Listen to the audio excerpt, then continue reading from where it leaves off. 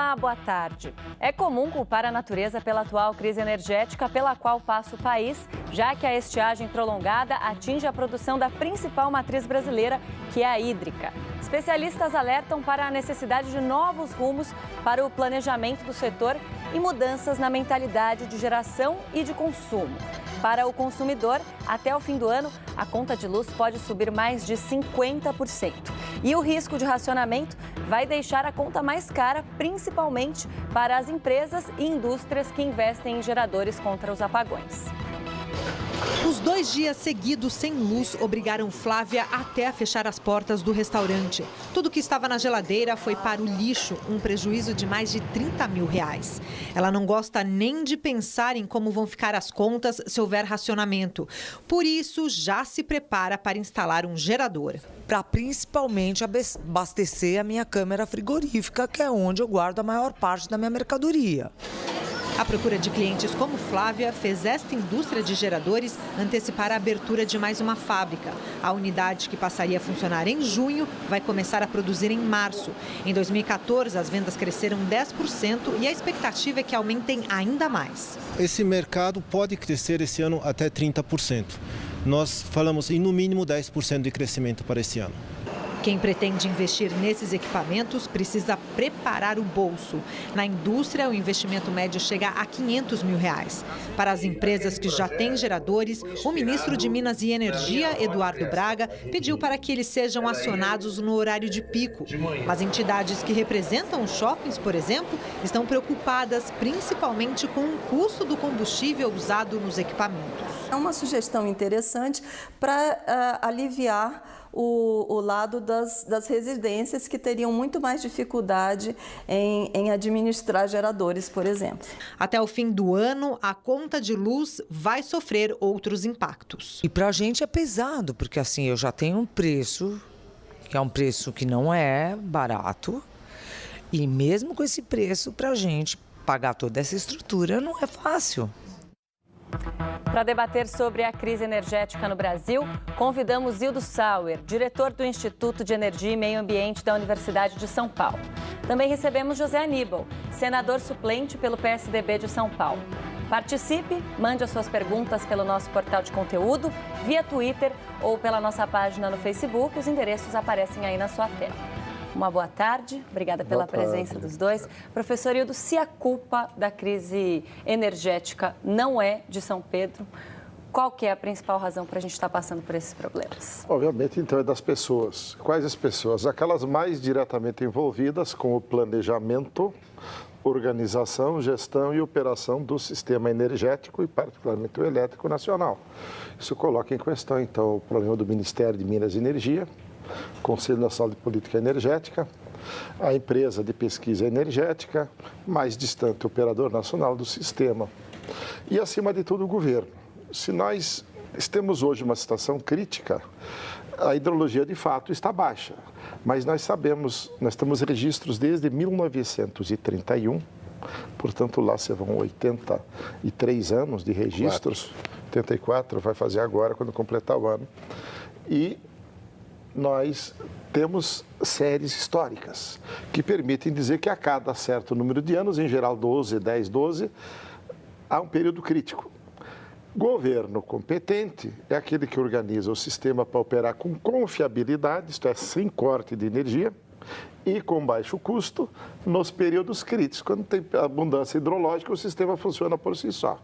De maneira que houve um erro grave de planejamento e no período que nós estamos vivendo agora, de 2012 para cá, está muito claro que as térmicas foram operadas em 2012 muito tardiamente. Isso fez com que térmicas muito mais caras fossem acionadas depois.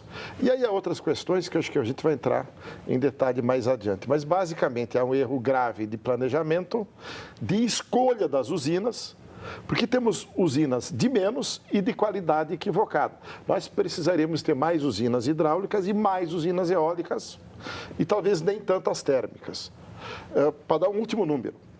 Nós queimamos de 2012 para cá cerca de 80 bilhões de reais. Esses 80 bilhões de reais dariam exatamente pelo custo atual para construir 20 mil megawatts de usinas eólicas, que se estivessem disponíveis desde 2012, teriam evitado grande parte desse enorme sobrecusto que está sendo imposto à sociedade, fora a ameaça de faltar energia. Bom, há um erro de planejamento, ou seja, não é de agora que a gente está com esse problema por causa da crise energética. Há quanto tempo o nosso sistema energético está sobrecarregado, já, Aníbal? Olha, na realidade, retomando o que disse o Hildo, a partir de 2012, o governo federal resolveu mudar as regras do setor elétrico no Brasil e provocou um desastre de proporções impressionantes. Um custo que está por volta de 80, 100 bilhões de reais. Uma barbeiragem motivada por intenções meramente políticas. Tanto que o governo, e eu vi aqui o ministro de Minas e Energia no programa Roda Viva, falar em defesa do governo de uma forma que realmente não corresponde à realidade. O governo resolveu fazer uma política de modicidade tarifária, reduzir o custo da energia. E para isso fez uma medida provisória, de forma autocrática, não aceitou discutir com ninguém. A medida provisória, eles não aceitaram nenhuma emenda, foram apresentadas 400 emendas, e a presidente, ela quis se colocar como a rainha da conta baixa. E provocou um tsunami no setor, desorganizou totalmente. É uma ideia para os cidadãos verem como é essa coisa de conta no setor elétrico. Tem a CDE, que é a Conta de Desenvolvimento Energético. É para subsidiar a energia no norte, subsidiar a geração, subsidiar a família de baixa renda, o programa de ampliar o acesso à energia elétrica, enfim. Esse programa custa entre 22 e 24 bilhões de reais. Para manter o que a presidente se propôs a fazer, reduzir a conta, o governo bancou esses 22, 24 bilhões de reais em 2013 e 2014, quase 50 bilhões. Agora, não só estão reajustando a conta muito fortemente para compensar o rombo gerado nesses 2 anos anteriores, como estão jogando integralmente essa conta CDE na conta das pessoas. Os brasileiros, as famílias do Brasil, vão ter este ano um custo de energia adicional que vai de R$ 500 a R$ 1.500. Um custo adicional. Eu digo que isso é uma verdadeira expropriação de renda das famílias do Brasil. É muito dinheiro. É a coisa, é o máximo que eles conseguiram fazer até agora nesse tal ajuste fiscal que o governo federal está promovendo. Faltou planejamento, sobrou postura autocrática, voluntarismo, sobrou demagogia, faltou gestão, as obras atrasadas, mesmo onde se fez a implantação de parques eólicos, como mencionou o Hildo, que podiam ter sido feito em número muito mais expressivo, essas implantações, mesmo onde se fez, não concluíram as linhas de transmissão. Isso virou piada. Como é que o país investe, contrata energia e não cuida da transmissão de energia para onde ela vai ser consumida? Foram muitos erros sucessivos.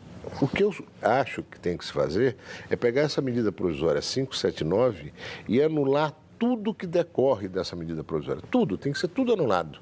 Zerar, juntar essa massa crítica que o Brasil tem nesse setor, que vem do Acre ao Rio Grande do Sul, você tem profissionais altamente qualificados, e repensar. Acho que o Congresso tinha que tomar uma iniciativa, porque nada está mudando. E o atual ministro, ele é apenas a continuidade do anterior.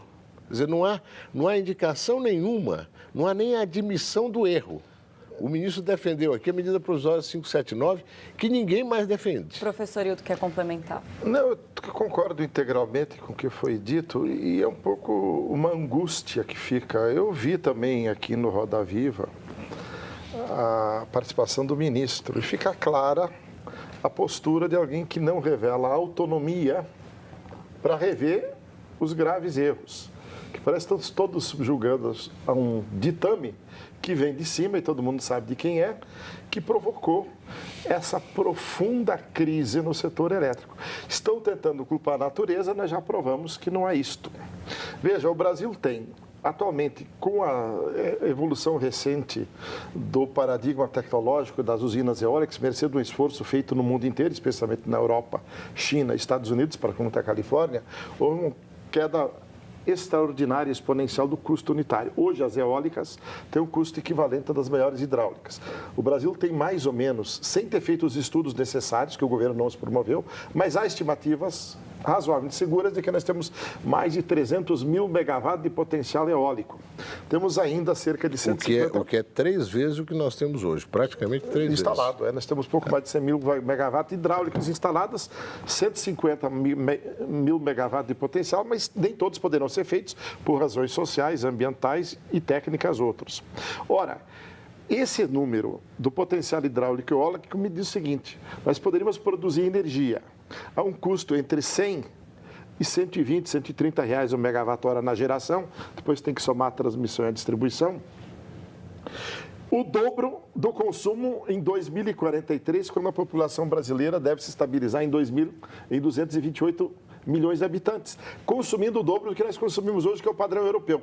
Isso só para demonstrar com números que recurso natural não falta. Fora isso, nós temos o bagaço de cana em São Paulo e outras regiões, temos cogeração com gás natural, a geração distribuída, e temos ainda a geração distribuída na rede, as mini e micro eólicas e, acima de tudo, as fotovoltaicas. Daqui a pouquinho, então, a gente continua falando sobre essas outras fontes de energia, já que o professor e o senador suplente mencionaram, o apagão elétrico ele foi um dos temas do programa Roda Viva do último dia 2, quando foi entrevistado o ministro de Minas e Energia, Eduardo Braga. Vamos conferir um trecho. O apagão, ele é uma intercorrência que acontece. Pode acontecer por uma intercorrência climática, um raio que passe no sistema de proteção de para-raio de uma subestação pode provocar um apagão. Portanto, quando a gente diz que no dia 19 de janeiro, quando tivemos aquela interrupção de 38 minutos, 40 minutos de carga para poder se restabelecer a frequência, fruto de várias ações combinadas, tivemos um problema de banco de capacitor na linha norte-sul e não houve nenhuma variação de potência, o que houve foi variação de subfrequência, foi uma ação indevida da proteção. Quando o banco de capacitor tem um problema como esse que aconteceu na linha norte-sul, não é? Houve um problema. Agora, problemas acontecem em equipamentos, estão sujeitos. Não há, portanto, nenhuma proibição semântica. Não. Eu acho que, veja, existem alguns tabus que existem para ser quebrados. Um deles é esse. Bom, como especialista na área, professor, esse apagão ele foi um simples problema? Veja, que pode acontecer em qualquer momento? Eu preciso dizer duas coisas que eu disse na ocasião também. De fato, a medida preventiva de fazer um corte seletivo de carga foi um desastre para quem foi atingido, mas evitou um desastre generalizado. Só que a impressão que o ministro passa é de que provocar consequências drásticas para grupos de pessoas selecionados em várias regiões do Brasil é aceitável. Não é, porque o que ele esqueceu de dizer é que se nós tivéssemos um programa de manutenção preventiva centrado em confiabilidade, nós teríamos sempre monitorado o desempenho e feito a manutenção adequada como se faz em aviões. Além disso, nós precisamos ter redundância, significa rotas alternativas. A perda da maior unidade geradora, da principal linha de transmissão ou de sistemas de distribuição não deve impedir que a energia chegue de forma segura e adequada ao consumidor. A tarifa que nós pagamos exige pelo menos 95% de confiabilidade. Então não dá para culpar o equipamento. Além da natureza não ter culpa, como nós dissemos antes, a tecnologia também não tem, desde que ele seja adequadamente planejada, projetada, instalada e mantida, onde não se faz há muito tempo a manutenção adequada no Brasil. E tem que ter reserva, tem que ter energia de reserva. Deu um problema, o operador, a tensão começou a cair 2, 3 horas antes do episódio. Então é possível armazenar energia. Eles tentaram contar com a sorte para ver se caiu o consumo, ficaram brincando com o apagão durante 2 horas, até que não tiveram outra alternativa. Agora, deixa eu falar um pouco sobre esse impacto que foi a medida provisória 579. Para nós todos, cidadãos, que agora estamos sofrendo a consequência disso numa conta de energia que pode chegar de ajuste até o final do ano a 100%. Tem algumas distribuidoras que já estão com 65%. Só a conta da CDE, aquele dinheiro que eu falei, 24 bilhões mais ou menos, só isso vai impactar em 20% o reajuste da conta de energia. Por que a presidente agiu assim? Muitas pessoas me perguntaram, inclusive gente do governo, por que ela fez isso? Agora, não encontrou outra motivação que não seja política. Até porque ela subsidiou a CDE, a conta de energia e desenvolvimento energético, em 13 e 14. Agora, em 15, joga tudo na conta de uma vez só. Ela, na realidade, quis fazer, e eu disse isso na época, a Folha de São Paulo publicou, e ela respondeu a isso. Falei, a presidente está fazendo cortesia com chapéu alheio. Ela queria que os estados, especialmente São Paulo, Minas, Paraná, todos os outros, Santa Catarina, assinassem prorrogação da concessão da geração de energia hidroelétrica a um preço mínimo. E nós tínhamos energia vendida no mercado. A energia se vende antecipadamente, são contratos, a um preço muito maior. E quando nós indagamos, mas para pagar essa energia que nós já vendemos, nós vamos poder comprar a esse preço menor. Agora, disse, não, vocês vão ter que comprar o preço do mercado. Quer dizer, só São Paulo ia perder 5 bilhões de reais. Da onde que nós íamos tirar 5 bilhões de reais? Da educação, da saúde, da segurança? Tudo mal feito, não houve... Eu ainda, no dia que eles concluíram, fui a Brasília, reuni com o Zimmermann, que é o segundo do Ministério de Minas e Energia, mas vocês não vão propor nenhum regramento de transição? Nós queremos colaborar. Agora, nós não podemos colaborar entregando recursos do governo de São Paulo. Que foram muito... A gente já continua. Desculpa te interromper, professora. A gente precisa chamar um intervalo. Não saia daí, nós voltamos já.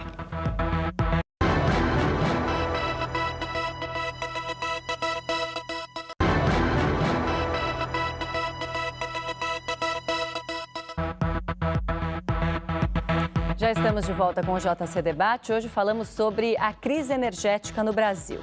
E o racionamento de energia também foi tema do ministro de Minas e Energia, Eduardo Braga, no Roda Viva. Vamos conferir mais um trecho da entrevista. Com o apoio de vários governos, inclusive do governador de São Paulo, eu quero aqui publicamente agradecer o apoio que o Alckmin está dando a isso. Não é só o Alckmin, vários governadores. Nós tivemos apenas a oposição por um erro de interpretação do estado de Goiás, que também já se reposicionou, o Marconi vai apoiar e a gente espera aprovar uma coisa histórica na próxima reunião do CONFAZ, que é a desoneração em 100% da geração solar ou fotovoltaica na microgeração distribuída e na geração distribuída. Isso vai abrir uma avenida para a gente poder lançar um novo programa, que a gente espera poder lançar ainda no primeiro semestre, de geração distribuída solar. Bom, acabou entrando um trecho diferente do que a gente havia anunciado aqui. A gente já fala sobre o racionamento. Vamos falar sobre essas outras possibilidades energéticas aqui do Brasil, professor. Olha, pode, por favor. Nós fizemos aqui em São Paulo uma projeção, um planejamento de geração de energia em São Paulo que é centrado fundamentalmente na geração de energia renovável, né? Bagaço e palha de cana, biomassa, fotovoltaica, eólica, fotovoltaica solar, eólica, os ventos. Nós temos, inclusive, atlas eólico, identificando as regiões mais propícias à instalação de parques eólicos. E, no que se refere à fotovoltaica, o estado inteiro, né? A insolação em São Paulo é muito boa, enfim, no Brasil, de um modo geral. Há um problema de custo, mas é um custo cada vez mais decrescente para a geração dessa energia. E esse estímulo fiscal certamente vai ajudar. Nós já podíamos ter avançado muito mais nessa direção. Nós já temos condições de produzir o dobro do que geramos hoje de energia com biomassa, bagaço e palha de cana. Não fizemos porque o governo adota um sistema de leilão único, que é feito em Brasília, por preço, e que não estimula. Você sabe que a geração de energia eólica de ventos no Nordeste, que é uma densidade de ventos melhor do que aqui e, portanto, um custo menor, a gente pode compensar, porque fazendo a geração eólica em São Paulo, nós não vamos ter precisar de linha de transmissão, não vamos ter a perda que tem na linha de transmissão, o custo de implantação é menor porque esses equipamentos são todos produzidos aqui. Enfim, tudo isso nós argumentamos ao governo, mas é impressionante, um governo impermeável, fechado absolutamente, senhor da verdade, que nos levou ao desastre. Eu acho importante, porque as pessoas estão recebendo uma conta pesada esses dias. Você viu a dona do restaurante, o pequeno comerciante, todo mundo, a grande indústria. É uma conta pesadíssima. Isso foi provocado. Isso não aconteceu por acaso. Aconteceu por uma decisão. Não foram uma decisão totalmente equivocada do governo, para a qual nós chamamos a atenção. E o governo, olha, não admitiu nenhuma discussão. Veja, em grande parte, o governo Lula emergiu do racionamento 2001-2002, que fez uma mudança. A proposta no modelo do setor elétrico para 2003 em diante era aprofundar o planejamento e contratar de longo prazo toda a demanda e mapear os recursos. O governo não fez isso. A ministra, então, cantava como cigarra em Brasília em cima da queda da demanda e da sobra de energia. 2005, 2006 chegou, a sobra acabou, foi um problema econômico e social, não tinha opções. Aí recorreram à contratação de usinas térmicas a óleo e carvão importado. Vieram as justas e merecidas críticas ambientais. Aí recorreu para Rio Madeira e para Belo Monte. Projetos herdados, Rio Madeira, do governo anterior, do FHC, junto com o Furnas Odebrecht, e o projeto do Rio Xingu, dos militares. Aí teve um enfrentamento ambiental, por quê? Porque não foram feitos os mapeamentos para construir a cadeia de usinas eólicas, mas principalmente naquele tempo as hidráulicas, toda a carteira de opções ordenadas. Isso não foi feito. Em seguida, a tarifa começou a subir muito, ela resolveu, de uma canetada, que nós já criticamos aqui, tentar resolver tudo. Sem diminuir custos, você não pode diminuir preço. E tentou passar o ônus para quem? Para as estaduais e federais de geração.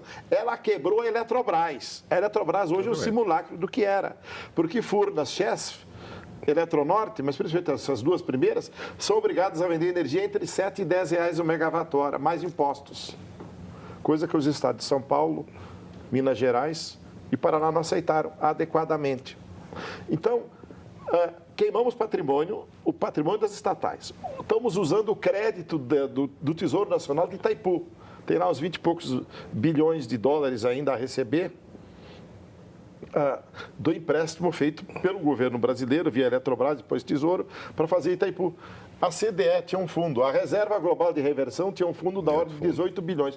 Tudo isso se esfumaçou. E agora, contra a lei, na minha opinião, o governo tomou empréstimo junto aos bancos para pagar a energia, que tem um preço elevado em 2012, 13, 14 e 15, para ser pago nos próximos anos. Há um problema intertemporal. Bom, isso é ilegal. Junto com esse aumento da conta, uma das maiores preocupações do consumidor é com a possibilidade de racionamento. Agora sim, vamos ouvir a declaração do ministro Eduardo Braga no programa Roda Viva. Nós estamos com plano A, plano B, plano C e plano E. Nós estamos trabalhando todos os dias para não ter racionamento. Agora, é preciso que São Pedro ajude. Antes de eu vir para cá, a moça que trabalha em casa, ela falou, Carla, 30% o aumento da conta, ela tinha acabado de ouvir no rádio. O que eu falo para ela? Não, é 23,5 na média. Não sei onde é que ela mora, eu não sei qual é a distribuidora que atende a casa dela, então eu tenho que falar na média. Ninguém está fazendo ilusão tarifária e ninguém está vendendo aqui gato por lebre. Agora, também temos que falar a verdade. Nós mudamos a estrutura, mudamos o conceito, mudamos o formato e podemos anunciar, como a presidente anunciou, de que isto pode ter um rebaixamento, ou seja, pode haver uma queda no reajuste a partir dos próximos meses em função da renegociação do custo financeiro. Bom, já falamos sobre o aumento da conta, sobre a culpa não ser só da falta de chuvas. Racionamento, ele é um risco iminente aqui para o país? Veja, lamentavelmente, como eu disse antes, nenhum governo deve deixar a população com essa pergunta na cabeça. Se a gente planeja adequadamente o número de usinas e o tipo de usinas adequadas, na situação mais crítica, não vai ter racionamento. Note, a economia brasileira não cresceu ano passado, a demanda diminuiu ao longo do ano e este ano do mesmo jeito. Imagina se o crescimento econômico tivesse sido como foi prometido e deveria acontecer para a gente viver melhor. Como é que estaria o sistema? Ele não responderia. Então, o grave crime do governo, neste caso, a incúria dele é fazer com que nós dependamos de Deus. Eu até falei outro dia, a ministra escolheu um ministro pastor, a presidente escolheu um ministro pastor e o outro, talvez se o problema é de Deus, era mais adequado que o ministro pastor fosse para as Minas de Energia. Isso. Não esse que está aí. Mas há o risco da gente passar para o racionamento ainda nesse ano? Os estudos que nós fazemos lá no nosso instituto dizem o seguinte, tudo depende de quanto vai chover daqui até dezembro. Claro, isso considerado já o bônus, que é o malus, da demanda ter caído muito. Se chover 70% ou 60% da média histórica de chuvas, isso pode acontecer daqui para frente, especialmente na região sudeste, centro-oeste, nós não chegaremos ao fim do ano. Então temos que rezar, é verdade. Só que... Agora, nós temos que fazer uma coisa que esse governo não teve a coragem de fazer. Converter a racionalização há 2 de energia. anos. É a racionalização. É fazer um apelo, não custa conversar com a sociedade brasileira. Que é diferente do racionamento. Explica, deixa claro para a gente a diferença para o nosso telespectador, por favor. Pois é. Uma coisa é um racionamento que você corta e diz, olha, vai ter corte de energia em tais lugares, etc. E pronto. E de um serviço que a população contrata para ser fornecido ininterruptamente. Tocou no interruptor, a lâmpada tem que acender. Pois bem, e outra coisa é você estimular o consumo, a redução do consumo de energia. Racional. A poupança, o consumo racional. Tem várias coisas que se podem fazer. Os meios de comunicação têm falado disso. O governo não fala, por razão meramente política. E aí vem um ministro e fala coisas que não são verdadeiras. Aquilo de que a conta aumentou 23%, o ministro não pode falar isso, sob pena de descrédito geral. Todas as contas aumentaram muito mais do que 23%, chegando a 65% e mais ao longo do ano. E ainda vem dizer... o empréstimo a ser pago nos próximos anos. Dos próximos anos, nós já está contratado isso aí. E vão pegar mais 3 bilhões e 100 agora, apesar da conta alta, porque as distribuidoras não estão aguentando. Bom, infelizmente o nosso tempo terminou. Desculpa interromper mais uma vez, senador suplente. Professor, obrigada pela presença dos dois. Nós chegamos ao final dessa edição do JC Debate. Mais informações sobre o Brasil e o mundo você encontra no cemais.com.br/jornalismo. Você pode assistir a reprise do programa de segunda a sexta-feira, às 7h da manhã. E à 1h da tarde, nós voltamos com uma nova edição do JC Debate. Até lá!